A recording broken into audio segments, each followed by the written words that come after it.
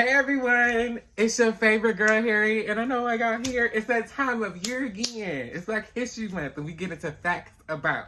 Today, I'm going to be talking about Alain Locke and, all of the mess and the scandal. But before we get into the video, I do want to talk about my t-shirt. It is from Target because, Target every Black History Month highlights Black designers and illustrators. So let y'all get into this shirt, girl. Yeah. And the illustrator that designed this shirt, their name is Robin Lou Allen, and this tag comes from Target, and they, give you the information about the designer. And then the cotton to make the fabric was also a Black-owned farm by Bridgeworth Farms. It is a Black family-owned farm. So, get into that. Go get you, some shirts from Target, child. All of my shirts from for the Black History Month series of facts about this year will be coming from Target. So yeah, but without further ado, Miss Mamas, let's get into the video.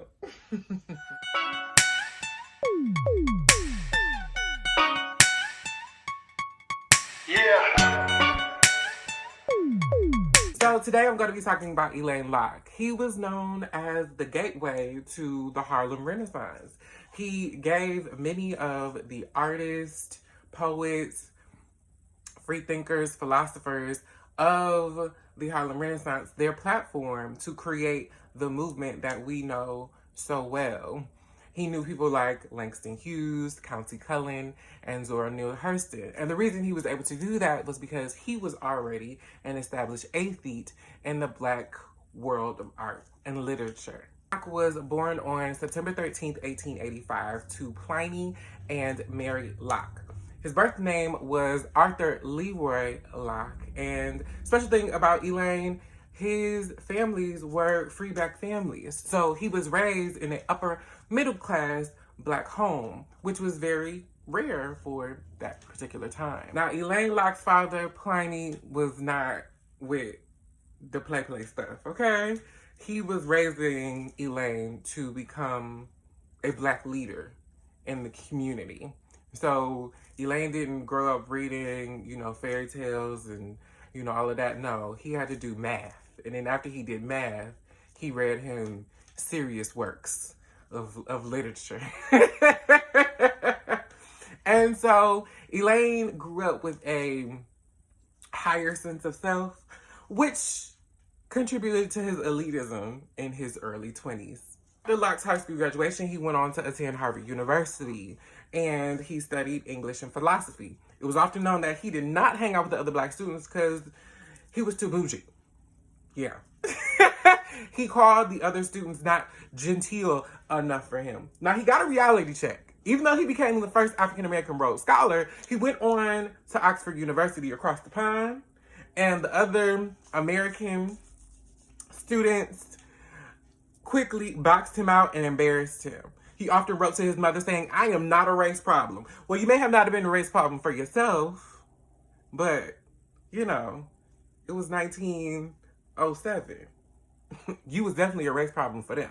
Locke experienced many challenges in higher education, being denied by several schools. But he studied English while at Oxford University and studied philosophy at the University of Berlin, eventually transferring back to Harvard and graduating with a doctorate in English and philosophy.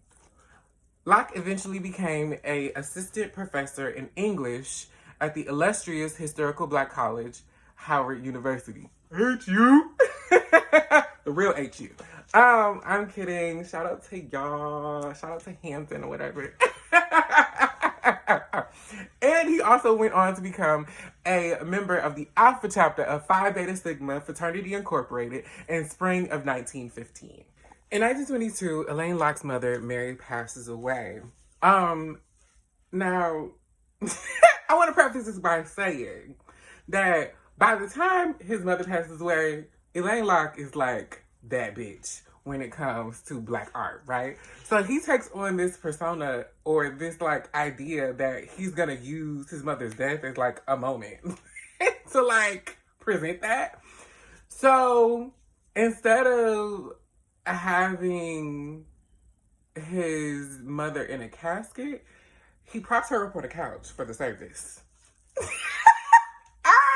When I'm reading, as I'm reading this, I'm like, girl, what?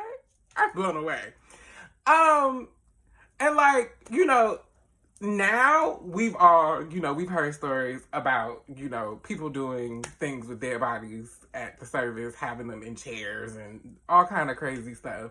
But it gives very much irreverent taxidermy, like, tea. But like, the fact that this is 1922 Black High Society, girl, what's going on? What's going on? I gotta go. Girl, get your purse, get your pocketbook, because we're not staying here, because this is crazy. I just thought that was very interesting about a part of his life, because it's like, girl, what's going on? Like, we know you love your mama, because they apparently had, like, a very, like, tight bond.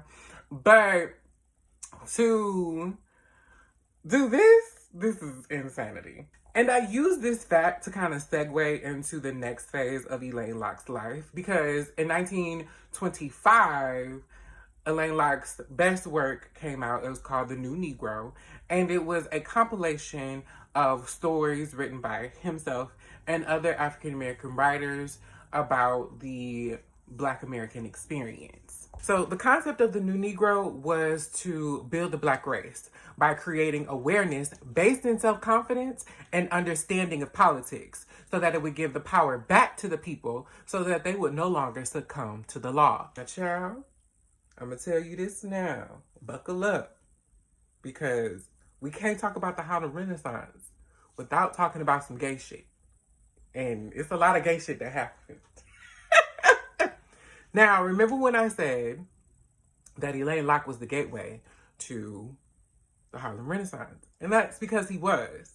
He gave a platform to all of the key figures of the Harlem Renaissance, a way to get their work out.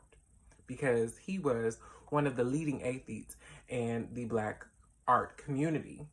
He also mentored many of them. He also had relationships with several of these key figures. He led a years-long affair with Countee Cullen, and that affair ended a couple years before Countee Cullen's marriage to W.E.B. Du Bois' daughter, Yolanda, in 1928. Now, if you watched my video from last year about Countee Cullen, which I do say that you should do, it was a grand affair, Countee Cullen's wedding. And Alain Locke was not impressed. He called the wedding a farce. And I said, ooh, not the ex is upset. Not you mad because your boyfriend decided he wants to go have a wife and some kids. I said, child, the tea is piping hot, girl. Now, this also said that Locke went to rendezvous with Langston Hughes due to some letters that Locke wrote to Countee Cullen about a trip that he made to Paris to go visit Langston Hughes. I said, ooh. I said, ooh, not a European excursion, not a vacation. But apparently, Langston Hughes wasn't seeing it for Locke, and that didn't last long. But it definitely happened, child. So I was like, But also, if you know what you know about Langston, it never gave he was about to settle down. But that's a whole nother video. It also said, which I don't find very savory, is that Locke took a Grecian approach to trying to, snag himself a lover, which meaning he was an older man that often went after much younger men. And he did it by manipulation of, using education and learning and mentorship as a way to garner affection and love, which was always unrequited at the end. Locke often referred to sexuality as a vulnerable invulnerability, which makes sense considering the high risk it was and the low payout it could have had. But I do not by any means think that his behavior was appropriate. Going after younger men in the workplace and using your status as a way to kind of leverage that is mad wild and mad inappropriate. Especially ain't no HR at this time. Being gay is practically illegal. Not even practically illegal. It was illegal. So like no one can really say anything. So everybody's just in this rock and a hard place. Now there were letters found after Locke's death of, you know, some young men saying, "Hey, awesome teacher, but I don't like you like that."